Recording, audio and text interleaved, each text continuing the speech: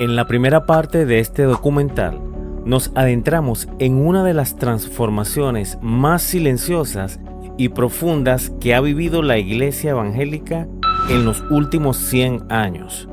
Descubrimos cómo frases que escuchas domingo a domingo en los púlpitos, afirmaciones sobre la ley, la gracia, el rapto inminente o el destino de Israel, no fueron enseñadas por la iglesia primitiva ni formaron parte del pensamiento de los primeros discípulos. Rastreamos el origen de estas doctrinas hasta finales del siglo XIX y principios del siglo XX, siguiendo la huella de Cyrus Ingerson Scofield, y su tratado traza bien la palabra de verdad. Vimos cómo su sistema interpretativo, el dispensacionalismo, fragmentó la narrativa bíblica en compartimentos separados y ofreció una lente teológica completamente nueva.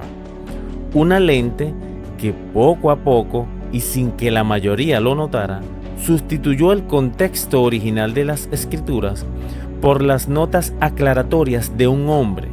Y allí la pregunta quedó sobre la mesa: ¿hemos heredado la verdad bíblica o simplemente una interpretación moderna? Pero esa revolución teológica no se consolidó por simple azar.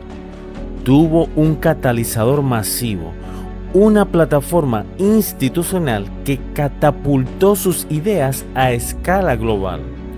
¿Cómo logró la visión de un solo hombre penetrar en millones de congregaciones, moldear seminarios y convertirse en el cristianismo estándar de continentes enteros? Hoy, en esta segunda parte, entraremos en los detalles que pocos analizan.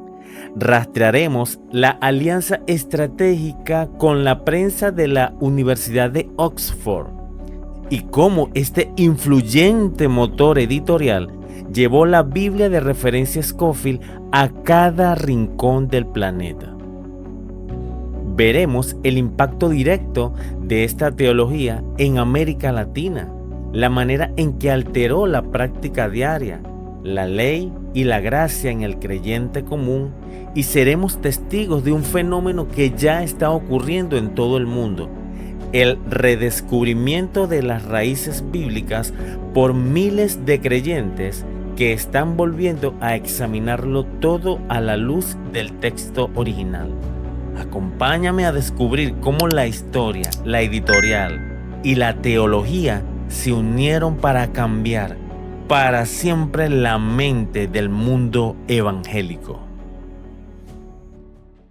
Como vimos, la Biblia de referencias Scofield fue publicada en 1909 y hay un dato curioso: fue la editorial Prensa de la Universidad de Oxford quien asumió su publicación.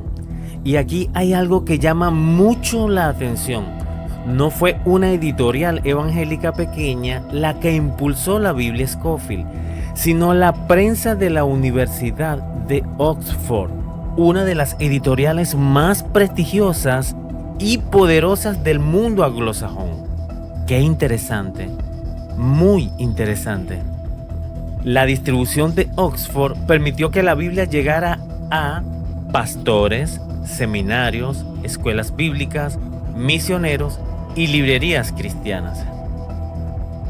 En una época donde las Biblias de estudio eran relativamente escasas, esto le dio una enorme ventaja. La influencia de Scofield no se limitó a los seminarios o a círculos académicos. Penetró profundamente en los púlpitos, en las escuelas dominicales, en los institutos bíblicos y finalmente en la mente del creyente común. A través del enorme impulso misionero estadounidense del siglo XX, esta forma de interpretar la Biblia cruzó fronteras. Llegó a América Latina, África, Asia y prácticamente a cada rincón del mundo donde el evangelicalismo echó raíces. Y así, doctrinas que en realidad eran interpretaciones relativamente recientes comenzaron a enseñarse como si fueran verdades incuestionables, como si hubieran sido sostenidas por la iglesia desde los tiempos de los apóstoles. El dispensacionalismo llegó a América Latina desde Estados Unidos, especialmente a través de los misioneros protestantes que comenzaron a establecer iglesias, seminarios e institutos bíblicos a finales del siglo XIX y durante el siglo XX. Estos misioneros no solo trajeron el Evangelio, sino también una forma específica de interpretar la Biblia, profundamente influenciada por las enseñanzas de John Nelson Darby y sobre todo por la Biblia de referencia Scofield, publicada en 1909. La Biblia Scofield tuvo un impacto enorme porque sus notas explicativas presentaban el dispensacionalismo como si fuera la interpretación natural de las Escrituras. Así, doctrinas como el rapto pretribulacional, la separación entre Israel y la Iglesia y una visión futurista del Apocalipsis se difundieron rápidamente. A través de seminarios, institutos bíblicos, literatura traducida y conferencias proféticas, esta teología se arraigó en gran parte del evangelicalismo latinoamericano. Con el tiempo, muchas iglesias pentecostales, bautistas y evangélicas conservadoras adoptaron estas enseñanzas como parte de su doctrina básica. Lo más significativo es que hoy muchos pastores predican ideas dispensacionalistas sin identificarse como tales. Para ellos, estas enseñanzas forman parte del cristianismo normal, cuando en realidad pertenecen a una corriente teológica relativamente reciente. Por eso la influencia de Scofield en América Latina ha sido profunda.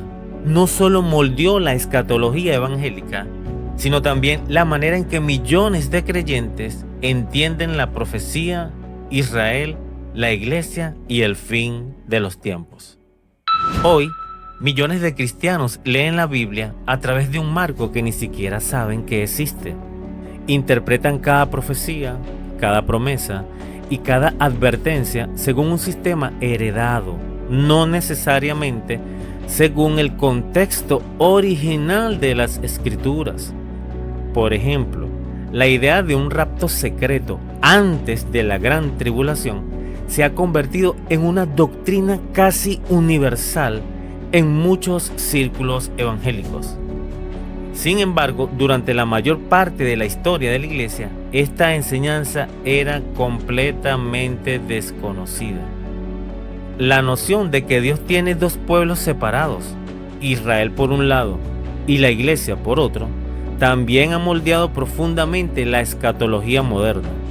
Esto ha llevado a una lectura fragmentada de la redención, como si el plan de Dios estuviera dividido en compartimentos estancos. Además, muchas iglesias han adoptado una visión que separa radicalmente la gracia de la ley, como si ambas fueran enemigas irreconciliables. Se enseña que la ley pertenece exclusivamente a una dispensación pasada, mientras que la gracia define una nueva era completamente desligada de ella. Pero esta dicotomía no refleja el testimonio completo de las Escrituras. Jesús no vino a abolir la ley, sino a llevarla a su pleno cumplimiento. Los apóstoles jamás presentaron la obediencia como opuesta a la gracia, sino como su fruto natural. En entregas futuras estaremos mostrando a la luz de las Escrituras cada una de estas afirmaciones, leyendo el texto en su contexto original y sobre todo con un corazón noble como el que tenían los discípulos de Berea. En las últimas décadas, algo notable ha comenzado a suceder. Un número creciente de creyentes en todo el mundo está revisando las bases de su fe. Están volviendo al texto bíblico sin los lentes de sistemas teológicos heredados. Están examinando el contexto hebreo de las Escrituras, la cosmovisión de los apóstoles y las enseñanzas originales de Jesús. Y al hacerlo, muchos están descubriendo que el evangelio proclamado por Jesús y sus discípulos era profundamente hebreo en su contexto, en su lenguaje y en su estructura. No era una religión nueva desligada de Israel, sino el cumplimiento de las promesas hechas a Abraham y los patriarcas. Este despertar no busca judaizar el evangelio ni regresar a un legalismo vacío. Busca recuperar la continuidad de la revelación divina, entender que toda la escritura forma una sola historia, un solo plan redentor, un solo pueblo llamado a vivir en fidelidad al Dios de Israel. Muchos teólogos, historiadores y estudiosos bíblicos han señalado problemas serios en el sistema dispensacionalista. Primero, fragmenta la narrativa bíblica al dividir excesivamente la historia de la redención en compartimentos rígidos. Segundo, tiende a descontextualizar numerosos pasajes, interpretándolos a la luz de un esquema previo en lugar de permitir que el propio texto hable por sí mismo. Tercero, ha fomentado en algunos sectores una obsesión con la escatología, a veces en detrimento del discipulado, la justicia, la misericordia y la misión integral del evangelio. Y cuarto, ha llevado a millones de creyentes a aceptar doctrinas simplemente porque fueron heredadas, no porque hayan sido cuidadosamente examinadas a la luz de toda la Escritura. La Biblia Scofield cambió el cristianismo moderno, eso es innegable. Su influencia ha sido profunda, extensa y duradera. Moldeó la escatología evangélica, redefinió la relación entre Israel y la Iglesia y estableció un marco interpretativo que aún domina gran parte del mundo protestante. Pero toda tradición humana debe ser evaluada a la luz de la palabra de Dios. La pregunta no es si una doctrina es popular, la pregunta es si es bíblica. La pregunta no es cuántos la enseñan, la pregunta es si refleja fielmente el mensaje de los profetas, de los apóstoles y del Mesías. Quizá ha llegado el momento de volver a las fuentes, de leer la Biblia con ojos nuevos, de examinarlo todo y retener lo bueno, porque la verdad no teme al escrutinio. Y una fe auténtica no se conforma con tradiciones heredadas. Busca, pregunta, escudriña y se somete únicamente a la verdad revelada por Dios. ¿Qué piensas tú? ¿Crees que muchas de las doctrinas modernas necesitan ser reevaluadas a la luz de las Escrituras? Déjame tu opinión en los comentarios. Y si este contenido te ha hecho reflexionar, compártelo con otros, porque a veces una sola pregunta puede abrir la puerta a una verdad que había permanecido oculta durante siglos.